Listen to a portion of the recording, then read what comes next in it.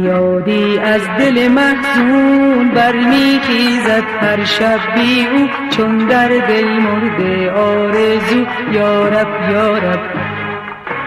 او شمع خانه من بود رفت و بی او تنها ماندم، چون مرغ بی مأوا ماندم یا رب یا رب.